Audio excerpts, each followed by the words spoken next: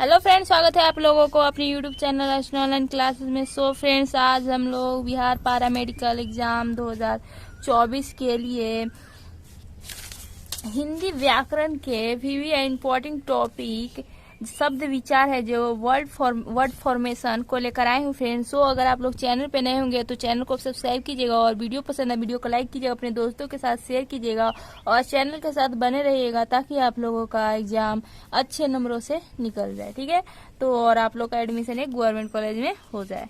तो चलिए शुरू करते हैं। शब्द विचार आखिर होता क्या है? तो शब्द विचार में है कि हिंदी शब्दों की रचना मुख्यतः 4 प्रकार से होती है। हिंदी शब्दों की रचना क्या होती है? मुख्यतः 4 प्रकार की होती है। ठीक है, 4 प्रकार से होती है। पहला उपसर्ग लगाकर होता है, प्रत्यय लगाकर होता है, कि समास द्वारा होता है और संधि द्वारा होता है। ये 4 जो पॉइंट है इन्हीं को मिलाकर शब्दों का निर्माण होता है। ठीक है, तो सबसे पहले हम लोग उपसर्ग द्वारा जानेंगे कि उपसर्ग लगाकर आखिर शब्दों का निर्माण किस प्रकार होता है। ठीक है, तो उपसर्ग वह शब्दांश है जो किसी शब्द के पहले जुड़कर एक नया शब्द बनाता है। क्या है? किसी शब्द के पहले जुड़कर एक नया शब्द बनाता है। जैसे कि एग्जाम्पल से हम लोग समझेंगे कि अध का अर्थ होता है आधा। ठीक है, अध का अर्थ क्या होता है? आधा। यदि इसे पक्का शब्द के पहले जोड़ दिया जाए तो यह नया शब्द बनता है, जैसे अधपक्का। जैसे पक्का एक शब्द था, ठीक है, उसमें अध का मतलब होता है आधा। ठीक है, तो पक्का शब्द में अध जोड़ देंगे तो इसका अर्थ ही बदल, एक नया शब्द बन जाएगा अधपक्का। ठीक है, क्या बन जाएगा? अधपक्का। तो एग्जाम्पल से और हम लोग समझते हैं कि अर्थात आधा पक्का हुआ। ठीक है, और एग्जाम्पल देखते हैं कि अध उपसर्ग जोड़ पद पक्का शब्द। अध क्या है हमारा? अध क्या होगा हमारा? उपसर्ग हो गया, जो कि किसी भी शब्द के आगे लगकर उसका अर्थ ही बदल दे। ठीक है, और इसका अध पक्का नया शब्द बन गया। ठीक है, और जानते हैं हम लोग कि हिंदी में 3 प्रकार के उपसर्ग प्रयुक्त होते हैं। हिंदी में क्या होते हैं? 3 प्रकार के उपसर्ग का उपयोग होता है। ठीक है, कौन कौन सा? तो संस्कृत के उपसर्ग होते हैं, हिंदी के उपसर्ग होते हैं और उर्दू के उपसर्ग होते हैं, जैसे अरबी और फारसी। ठीक है, संस्कृत के उपसर्ग कौन कौन से होते हैं वो मैं आप लोगों को दिखा देती हूँ। इसका PDF डाल दिया जाएगा टेलीग्राम चैनल पे, और अगर आप लोग टेलीग्राम से नहीं जुड़े होंगे तो जल्दी से जाके टेलीग्राम चैनल से जुड़ जाए, ताकि आप लोगों को किसी भी तरह का इन्फॉर्मेशन हो तो टेलीग्राम चैनल के थ्रू भी आप लोगों को मिल सके। ठीक है, यहाँ पे है उपसर्ग प्रयुक्त, तो ये भी संस्कृत का ही है, तो इसे भी आप लोग नोट कर लेंगे। और ये हिंदी का है फ्रेंड्स, जिसमें हम लोग अभी जाने अध लगता है, तो इसमें अध होगा अध है ना, अध, जिसका अर्थ होता है आधा। ठीक है, ये सब हो जाते हैं हिंदी के उपसर्ग है। और उर्दू के उपसर्ग हो गए फ्रेंड, जैसे कि कम, खुश, गौर, नाक, बद, बर, बे, हम, ये सब हो गए। अब हम लोग प्रत्यय के बारे में जानते हैं। तो प्रत्यय आखिर होता क्या है? पहले हम लोग उपसर्ग के बारे में जानेंगे कि उपसर्ग लगाकर शब्द को कैसे नया शब्द बनाएंगे। अब जानते हैं प्रत्यय के बारे में। ठीक है, तो प्रत्यय वह शब्दांश है जो किसी धातु या अन्य शब्द में जुड़कर एक नया शब्द बनाता है। ठीक है, प्रत्यय वह शब्दांश है जो किसी धातु या अन्य शब्द में जुड़कर नया शब्द बनाता है। ये तो हम लोग जानते हैं कि किसी धातु या शब्द में जुड़कर नया शब्द बनाता है। आखिर वो किधर जुड़ता है? ठीक है, जो किसी शब्द या धातु के अन्य शब्द में जुड़कर नया शब्द बनाता है। लड़ धातु है। लड़ क्या है? धातु है। अब आका क्या है? प्रत्यय है।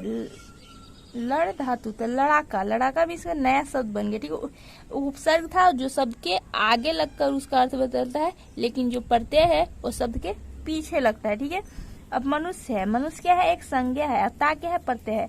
तब मनुष्य मिल के क्या बना? नया शब्द का निर्माण हुआ। ठीक है, अब नेक्स्ट जानते हैं हम लोग। नेक्स्ट है हमारा कि शब्द प्रत्यय के भेद। ठीक है, तो प्रत्यय के कितने भेद होते हैं? प्रत्यय के 2 भेद होते हैं। ठीक है, उपसर्ग के तो भेद नहीं थे फ्रेंड्स, उपसर्ग के भी भेद थे।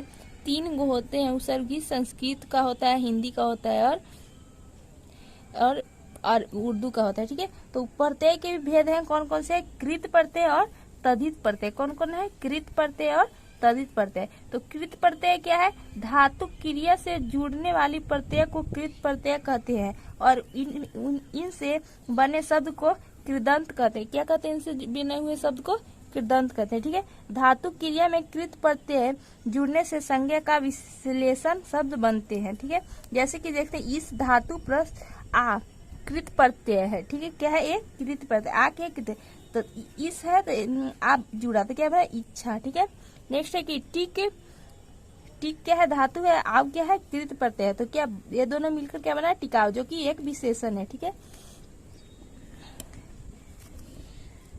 इस प्रकार देखते हैं क्रिया के संज्ञा के कृदित।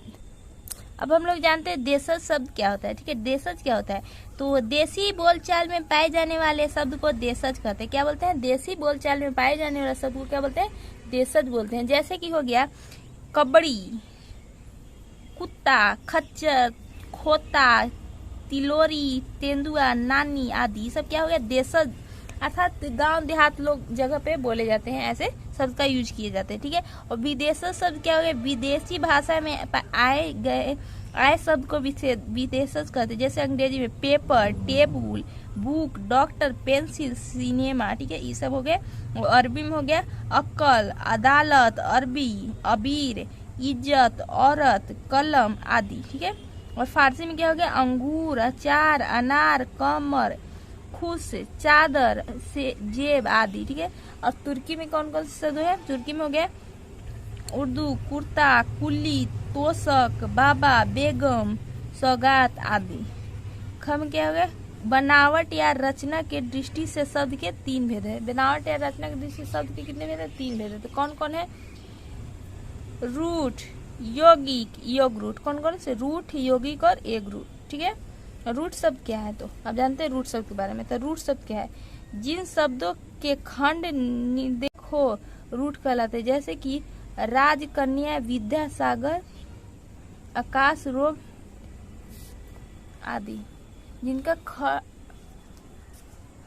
खंड ना किया जाए, तोड़ा ना जा सके, उन्हें क्या कहते हैं, रूट शब्द कहते हैं। ठीक है, यौगिक शब्द किसे कहते हैं, जिनका खंड सार्थक हो उसे यौगिक शब्द कहते हैं। अच्छा, जिसको तोड़ला पर जो दो को शब्द टूटेगा उन दोनों का शब्द अर्थ क्या हो, सार्थक निकले। ठीक है, अब जानते हैं हम लोग योग रूट क्या है। ठीक है, तो जो शब्द अपने सामान्य या साधारण अर्थ छोड़कर विशेष अर्थ के पीछे भागे उसे योग रूट कहते हैं। जैसे कि हो गया लंबोदर, लंबोदर का क्या हो, लंबा जो उदर था, लंबे पेट वाला, और इसका विशेष अर्थ क्या होगा, गणेश। ठीक है, तो समान अर्थ को नहीं ये देखता है, ये एक डायरेक्ट विशेष अर्थ को देखता है। ठीक है, अब जानते हैं हम लोग विकारी शब्द क्या होता है। तो जो शब्द लिंग वचन कारक और पुरुष के अनुसार अपने रूप बदलते हैं उन्हें विकारी शब्द कहते हैं। ठीक है, और अविकारी शब्द किसे कहते हैं, जिसमें रूप कभी नहीं बदलते अविकारी शब्द कहलाते हैं, जिसके भेद संबोधवाचक, समुच्चय बोधक, विस्मयादि बोधक और क्रिया विशेष है। ठीक है, इसके साथ हमारा वीडियो खत्म होता है फ्रेंड्स। सो अगर आप लोग को वीडियो पसंद है, वीडियो को लाइक कीजिए, अपने दोस्तों के साथ शेयर कीजिएगा, और चैनल पे नए होंगे तो चैनल को सब्सक्राइब कीजिएगा। Thanks for watching.